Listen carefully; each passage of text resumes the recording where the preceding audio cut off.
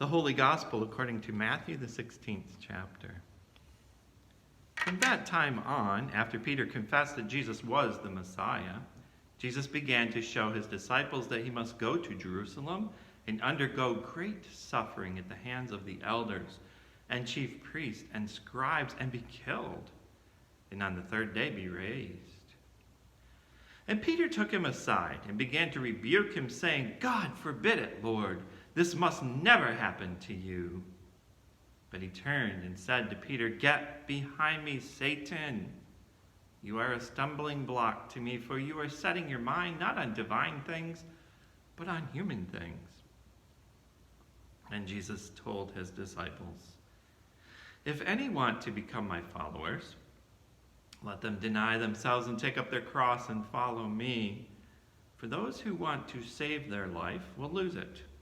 And those who lose their life for my sake will find it. For what will it profit them if they gain the whole world but forfeit their life?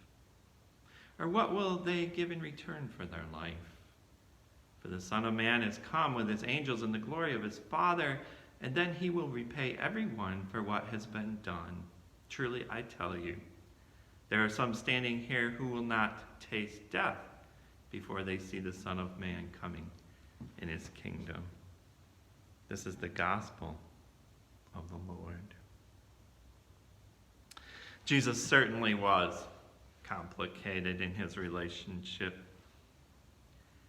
Did any of you portray that relationship description when you were envisioning your piece of artwork from last week's sermon? For those of you just tuning in, or for those who may need a refresher, the gospel lesson last week was set in Caesarea Philippi. Jesus and his disciples were standing amidst Greco-Roman statues dedicated to Julius Caesar and the other gods. They were actually standing at what is called the gates of Hades, or the gates of hell, which was a cave that served as the entrance to the underworld for those Greco-Romans. Amidst all these displays depicting the relationship that the gods had with the people, Jesus asked the disciples, "Who do people say that I am?" Then he asked, "Who do you say that I am?" Simon Peter jumped right in there and testified that Jesus was the Messiah. Jesus said, "Right answer."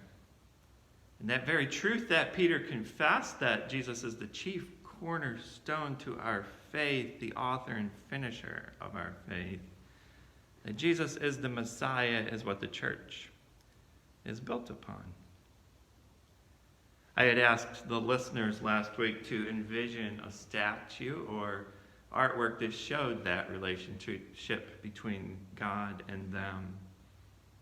In this week's gospel, the one you just heard read, Jesus teaches his disciples even further what his mission is and what their mission is. He speaks of suffering, of taking up crosses, of death, and rewards. Peter, who had Jesus pegged as the one who would end suffering for all time, right there within both of their lifetimes, was not pleased with this plan of the Messiah enduring suffering. A Messiah conquers, defeats the oppressor. It sounded to Peter like Jesus' plan was flawed, or maybe he just couldn't see it in another way, in his broken humanity way of thinking. Jesus told Peter he had it all wrong, that he must take up the cross, that there would be suffering ahead. That's why I asked the question, did anyone depict that relationship with God as complicated? We know how the story goes. We're on this side of the rolled away stone. Jesus came up out of another cave, Jesus' grave, and he came out to the gates of hell itself as conqueror of death, hell, and the grave. But And the part we often forget is that he calls us to take up the cross daily, to follow him to the grave, right back up out of the grave with him. We have the good news of the resurrection down pat, and we are never like Peter in doubting that Jesus, the Messiah, needs to suffer, right? And that he continues to invite us right now on that road to Jerusalem. We have that all figured out until we find ourselves in the midst of trial and tribulation. And we look to God, or as we've been doing since March 13th, maybe we look for God. God, where are you? Hello, God, where are you? And the rosy picture that we have of Christianity in the church is blurred and wrinkled, and as some have recently lamented, maybe even destroyed in their mind. The 20th century, and even before that, traditional view of Christianity has been given a major blow. Christendom as a whole is in for a rude awakening, my friends. Perhaps after 2,000 plus years, it's becoming clear in the midst of the rubble that it's time to take up the cross. Lose ourselves, as Jesus says, to empty ourselves. And for the church to get serious about following Christ into Jerusalem. That traditional view that we developed over time as we got comfortable in the pews, building our organizations and ecclesiastical hierarchies, is that the suffering was taken care of. That happened on Good Friday. And that resurrection has occurred. And don't get me wrong, it has. But somewhere the followers of Christianity forgot to follow Christ. Somehow we forgot that we are still to take up the cross, to not make life about ourselves, to not borrow the cross as a symbol to puff ourselves up, but to actually hang on the cross and offer ourselves a living sacrifice, as the first portion of Romans chapter 12 instructed us last week. Taking up the cross produces the very fruit that Paul tells us about further in those Roman verses this week. In verse 13, contribute to the needs of the saints. Extend hospitality to strangers. Bless those who persecute you. Bless and do not curse them. Rejoice with those who rejoice. Weep with those who weep. Live in harmony with one another. Live in harmony. I've sung in quite a few choirs in my life, and there's nothing like helping to nail a chord that brings a choir's sound together. It's especially fun to have a few measures of music to have dissonance towards the end of a piece, and then have that last chord bring it all together in perfect harmony. I love it. That's why I love barbershop singing. I remember singing in an ensemble at St. Patrick's Cathedral in Harrisburg for a special occasion. There was an ensemble of us that were huddled up in the back, and the balcony squished in behind the organ. When we ended our song and the director cut us off, our magical chord made its way through the cathedral, echoing all the way and bouncing off the altar in the front of that massive worship space. We were so glad that the chord was right. If it wasn't, we would have heard the mistake over and over and over again. Living in harmony means listening closely to each other and having an amazing director like our St. Matthew choir director, Sue Feldman. Living our Christian lives in harmony in the midst of a broken world and our complicated relationships requires us to watch the director carefully, keeping our eye on Jesus, the author and finisher of our faith. He's our director. The one who says, what? Take up the cross. And what? Follow me. That's how we live in harmony. Not in a world of everyone for themselves, but walking closely with each other, just as Jesus modeled for us on the pathways of this earth. Paul goes on, do not be haughty, but associate with the lowly. Do not claim to be wiser than you are.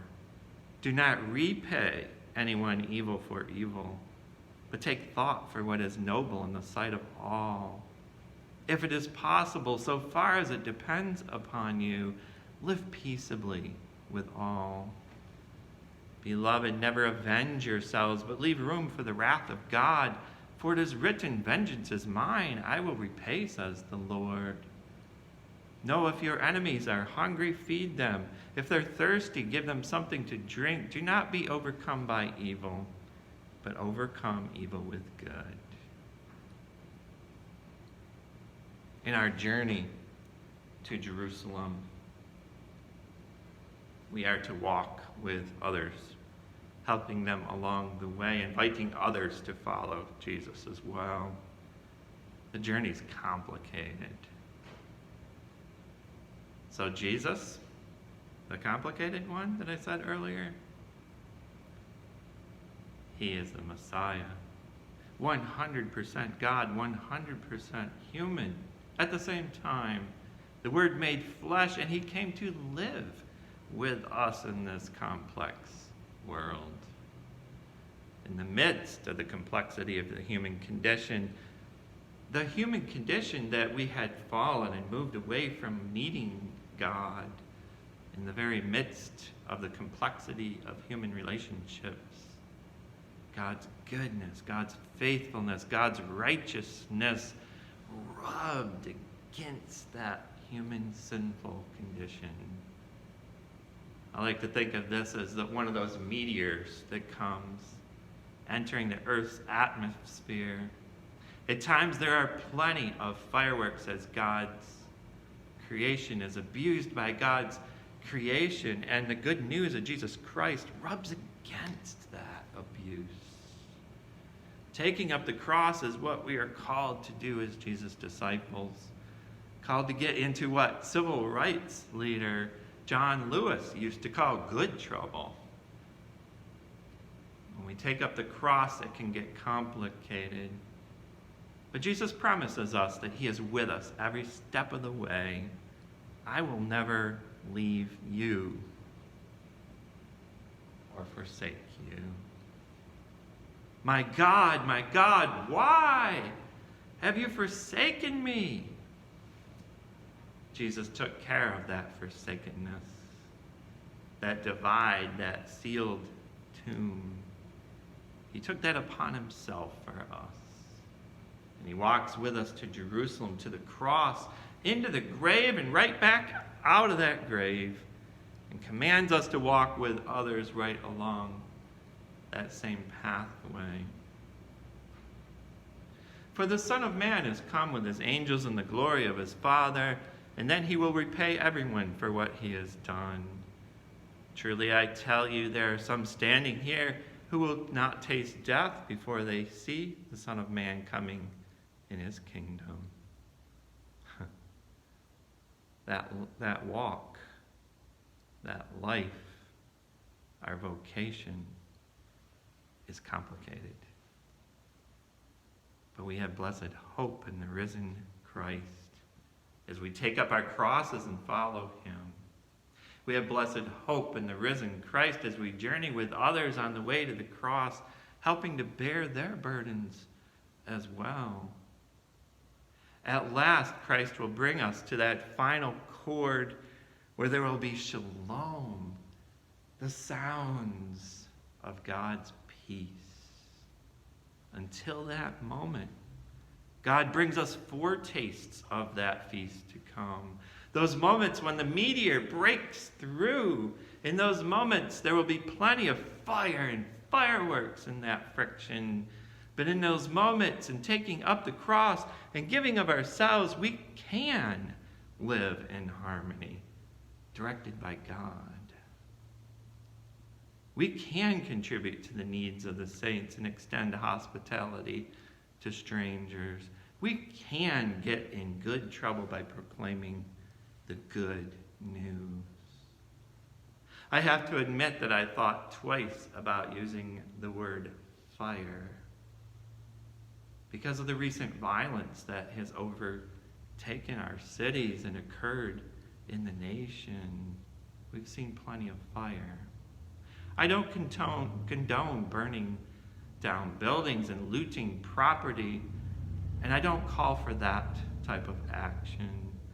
I call for something stronger. I call for the burning down, the bulldozing, the dynamiting of the racist systems that exist in this country. Tear those down, and you will most likely not have to worry about property. This has so much to do with our gospel lesson today. We are so concerned about what we gain in our property and status and our complicated sinfulness that we spend all our time keeping people out and away from the structures we have built for ourselves. This cross-bearing thing is about walking with all of creation that God has called to walk to Jerusalem, giving of ourselves for others all along the way. My friends, in the midst of tribulation, God is not dead. God is alive and full of promise. May God bless you as you take up your cross in full hope. God is with you.